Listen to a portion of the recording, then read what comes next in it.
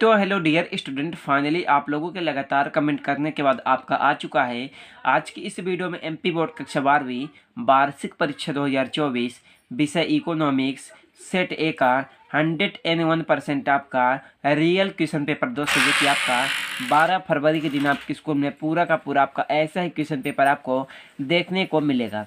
Video को पूरा complete तक आप लोग जरूर देख लीजिएगा, क्योंकि आपको इस वीडियो में सभी प्रश्नों का फुल सोल्यूशन क्वेश्चन नंबर 1 से लेकर के आपके क्वेश्चन नंबर 23 तक के सभी प्रश्नों का कंप्लीट सॉल्यूशन के साथ आपको इसी वीडियो में बताने वाला हूं। तो अगर आप लोग इस वीडियो को कंप्लीट तक देख लेते हैं दोस्तों, तो आपसे चैलेंज नहीं, गारंटी देते हैं कि आपको 80 में से आपको 80 नंबर पाने से कोई नहीं रोक सकता।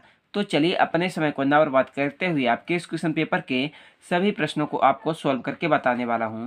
वीडियो को पूरा कंप्लीट तक आप लोग जरूर देख लीजिएगा। तो आप लोग देख सकते हैं कि इसमें हमारा सबसे पहला आता है प्रश्न नंबर 1, जो कि पूछेगा कि सही विकल्प चुनकर लिखिए, जो कि आपसे 6 नंबर का पूछेगा। तो इसमें हमारा पहला प्रश्न आता है, व्यष्टि अर्थशास्त्र के अंतर्गत निम्न में से किसका अध्ययन किया जाता है। तो इसमें आपको 4 ऑप्शन दिए गए। पहला ऑप्शन आता है राष्ट्रीय आय, दूसरा पूर्ण रोजगार, तीसरा आर्थिक सामग्री, चौथा है व्यक्तिगत इकाई। तो पहले प्रश्न का उत्तर हो जाएगा व्यष्टि अर्थशास्त्र के अंतर्गत निम्न में से व्यक्तिगत इकाई का अध्ययन किया जाता है। किसका? व्यक्तिगत इकाई। तो पहले प्रश्न का चौथा नंबर व्यक्तिगत इकाई हो जाएगा। 2 में आते उपयोगिता का संबंध होता है। दूसरे को हो जाएगा दोस्तों, उपयोगिता का जो संबंध होता है मानव आवश्यकता की पूर्ति से। किससे? मानव आवश्यकता की पूर्ति से होता है। तो आपको दूसरे में तीसरा नंबर लिखना है, मानव आवश्यकता की पूर्ति से। फिर आपका 3 में पूछा कि जब सीमांत उपयोगिता ऋणात्मक होती है तो कुल उपयोगिता कितनी होती है। इसका हो जाएगा दोस्तों, जब सीमांत उपयोगिता ऋणात्मक होती है तो कुल उपयोगिता घटने लगती है। क्या? घटने लगती है। तो तीसरे में आपको क्या लिखना है? तीसरे में लिखना है आपका दूसरा नंबर, घटने लगती है। फिर आपका 4 में आता है स्थापन वस्तुएं हैं। इसका हो जाएगा दोस्तों चाय व काफ़ी। क्या? चाय व काफ़ी। तो चौथे में आपको पहला नंबर लिखना है चाय व काफ़ी। तो आप लोग सभी प्रश्नों को देख लीजिएगा। तो उसके बाद हमारा प्रश्न नंबर आपका 5 में आता है कि व्यक्तिगत अनुपातों का नियम संबंधित है।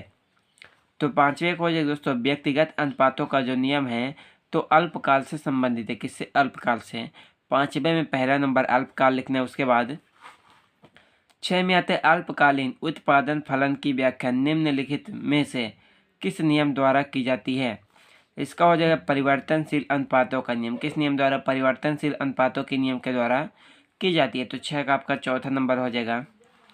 उसके बाद आपका आता है प्रश्न नंबर 2, जिसमें आपका पूछा है कि रिक्त स्थानों की पूर्ति के लिए, जो कि आपसे 7 नंबर की पूछी गई। तो इसमें हमारा पहला प्रश्न आता है, डॉट डॉट अवधि में स्थिर लागत नहीं होती। तो पहले हो जाएगा दीर्घ अवधि में स्थिर लागत नहीं होती। क्या? दीर्घ अवधि में स्थिर लागत नहीं होती। फिर आपका 2 में आता है उत्पादन की प्रति इकाई लागत को डॉट डॉट कहते हैं। दूसरे को हो जाएगा औसत लागत। क्या? औसत लागत कहते हैं। फिर आपका 3 में आते उत्पादन बंद कर देने पर परिवर्तनशील लागत डॉट डॉट हो जाती है। तीसरे को हो जाएगा उत्पादन बंद कर देने पर परिवर्तनशील लागत शून्य हो जाती है। क्या? शून्य हो जाती है। उसके बाद 4 में आता है पूर्व उपयोगिता की दशा में क्रेताओं व विक्रेताओं की संख्या डॉट डॉट होती है। चौथे को हो जाएगा दोस्तों कि अधिक होती। क्या? अधिक होती है। चौथे प्रश्न में लिखना है आपको अधिक होती है। उसके बाद आपका जो आता है दोस्तों प्रश्न नंबर 5, जिसमें आपका पूछा गया है कि फिर आपका 5 आता है कम कीमत पर पूर्ति स्टॉक से डॉट डॉट होती है। तो 5वें में आपको लिखना है कम कीमत पर पूर्ति स्टॉक से कमी। क्या? कमी होती है। 6 में आता है कृषि वस्तुओं के लिए कीमत न्यूनतम सीमा को डॉट डॉट कहता है। इसका हो जाएगा न्यूनतम समर्थन सीमा। क्या? न्यूनतम समर्थन सीमा। फिर आपका 7 में आता है मजदूरी तथा श्रम की पूर्ति के बीच डॉट डॉट संबंध होता है। तो 7वें में आपको लिखना है मजदूरी तथा श्रम की पूर्ति के बीच ऋणात्मक संबंध होता है। कैसा? ऋणात्मक। उसके बाद आपका प्रश्न नंबर 3 आता है, जिसमें आपका पूछा गया कि सही जोड़ी बनाकर लिखे, जो कि आपसे 6 नंबर की पूछी गई। तो इसमें हमारा पहला प्रश्न आता है साम्य कीमत मांग और पूर्ति, पहले का 5वां नंबर। 2 में आता है औसत संप्राप्ति। इसका हो जाएगा आपका 7वां नंबर कुल संप्राप्ति बटा मात्रा। 3 में आता है कि कुल संप्राप्ति। इसका हो जाएगा दोस्तों P इंटू क्यू, क्या P इंटू क्यू। 4 में आता है द्वि अधिकार, दो विक्रेता। 5 में आता है समष्टि अर्थशास्त्र का क्षेत्र, इसका व्यापक। फिर आपका 6 में आता है मैक्रो, हो जाएगा व्यापक, सॉरी आपका व्यापक हो जाएगा। तो आप लोग सभी प्रश्नों को एक एक करके कॉपी पर जरूर सॉल्व कर लीजिएगा। पीडीएफ के लिए आप लोग टेलीग्राम चैनल को जरूर ज्वाइन कर लीजिएगा, क्योंकि आपको किसी भी प्रकार का डाउट होता है तो आप लोग टेलीग्राम पर पूछ सकते हैं। उसके बाद प्रश्न नंबर 4 में आता है एक शब्द एक वाक्य में उत्तर दीजिए, जो कि आपसे 7 नंबर का ये भी पूछा गया। तो इसमें हमारा पहला प्रश्न आता है जीडीपी का पूरा नाम लिखिए, जो कि आपका 1 नंबर का आता है। 2 में आता है जीएनपी का पूरा नाम। 3 में आता है एसबीआई का पूरा नाम लिखिए, इसका हो जाएगा स्टेट बैंक ऑफ इंडिया, क्या स्टेट बैंक ऑफ इंडिया। 4 में आता है आरबीआई का पूर्ण रूप लिखिए, इसका हो जाएगा भारतीय रिजर्व बैंक, क्या भारतीय रिजर्व बैंक।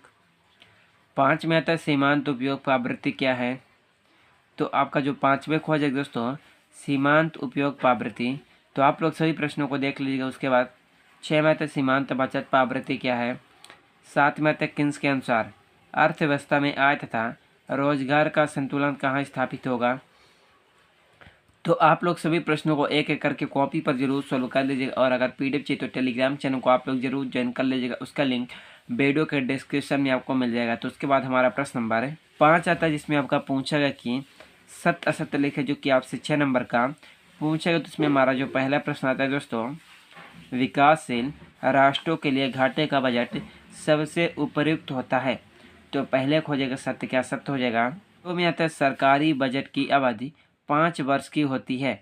दूसरे में आपको लिखना है कि असत्य, क्या लिखेंगे असत्य।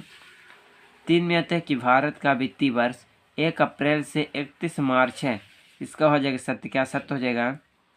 4 में आता है भुगतान शेष के अंतर्गत केवल दृश्य मदें सम्मिलित होती हैं। चौथे में आपको लिखना है सत्य, क्या लिखेंगे सत्य लिखेंगे।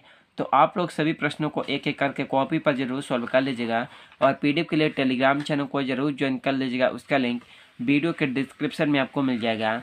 तो उसके बाद हमारा प्रश्न नंबर 5 आता है, जिसमें आपका पूछा गया कि भुगतान संतुलित हमेशा संतुलित रहता है। 5वें को हो जाएगा सत्य, क्या सत्य हो जाएगा, सत्य हो जाएगा। 6 में आता है व्यापार संतुलन के अंतर्गत केवल अदृश्य मदें शामिल होती हैं। तो 6 का हो जाएगा असत्य, क्या 6 का असत्य हो जाएगा। तो आपके प्रश्न नंबर 1 से 5 तक के आपके टोटल 32 नंबर आपके फाइनल हो चुके हैं। उसके बाद हमारा प्रश्न नंबर 6 में आता है व्यष्टि अर्थशास्त्र से क्या अभिप्राय है, जो कि आपका 2 नंबर का आता है। एंड उसके 8वें में है बाजार अर्थव्यवस्था किसे कहते हैं। तो आप लोगों को इन दोनों में से किसी एक को ही आपको सॉल्व करना है। तो इसका उत्तर आपको वीडियो के अंत में बता दिया जाएगा। दोस्तों वीडियो को पूरा आप लोग कंप्लीट तक जरूर देख लीजिएगा। वीडियो के अंत में आपको इस पीडीएफ का पासवर्ड भी बताया जाएगा। उसके बाद प्रश्न नंबर 7 में आता है उपयोगिता का अर्थ लिखे, जो कि आपका 2 नंबर का आता है। उसके बाद 8 में आता है पूर्व उपयोगिता का अर्थ लिखे। उसके बाद आपका जो 9 में आता है बाजार मूल्य से क्या तात्पर्य है। उसके बाद आपका जो 10 में आता है अल्प अधिकार का अर्थ लिखिए। 2 नंबर का आता है। 11 में आता है पूंजीवादी अर्थव्यवस्था किसे कहते हैं। 12 राष्ट्रीय आय का अर्थ लिखिए। 13 मुद्रा का अर्थ लिखिए। 14 में सरकारी बजट किसे कहते हैं, जो कि आपका 2 नंबर का पूछा गया। तो उसके बाद हमारा जो 15 में पूछे दोस्तों व्यापार संतुलन किसे कहते हैं, 2 नंबर के भी पूछा गया। फिर आपका 16 में आता है व्यष्टि अर्थशास्त्र की 3 विशेषता लिखिए। 17 में आता है पूर्ति को प्रभावित करने वाला 3 कारक, सॉरी आपका 3 तत्व लिखें। 18 में आता है मितव्ययिता के विरोधाभास की व्याख्या। 19 में सरकारी बजट के कोई 3 महत्व, जो कि आपका 3 नंबर का पूछा गया। उसके बाद हमारा प्रश्न नंबर 20 में आता है। 20 में आता है पूर्णतः लोचदार मार्ग तथा पूर्णतः बेलोचदार मार्ग का सचित्र वर्णन कीजिए, जो कि आपका 4 नंबर का आता है। फिर आपका 21 आता है। तो आप लोग सभी प्रश्नों को एक एक करके कॉपी पर जरूर सॉल्व कर लीजिए। दोस्तों पीडीएफ के लिए आप लोग टेलीग्राम चैनल को जरूर ज्वाइन कर लीजिएगा। तो उसके बाद हमारा जो प्रश्न नंबर आपका 22 में आपका क्या पूछा गया अभी आपको बता देते हैं। तो आपका जो क्वेश्चन नंबर आपका 22 में आता है दोस्तों, निम्नलिखित आंकड़ों के आधार पर इसमें आय की गणना करना है, जो कि आपका 4 नंबर का आता है। तो आप लोग देख लीजिए। 23 और आपका अंतिम प्रश्न आता है, क्या आप ऐसा मानते हैं कि अर्थव्यवस्था में व्यावसायिक बैंक ही मुद्रा का निर्माण करता है, जो कि आपका 4 नंबर का आता है। तो आप लोग सभी प्रश्नों को देख लीजिए दोस्तों। तो आप लोगों को इसका उत्तर वीडियो के सेकंड पार्ट में बताया जाएगा। वीडियो के सेकंड पार्ट आप लोगों को बहुत जल्दी लेकर आने वाला हूं। चैनल को सब्सक्राइब, वीडियो को लाइक जरूर कर दीजिएगा। चले मिलते हैं किसी अगले वीडियो में।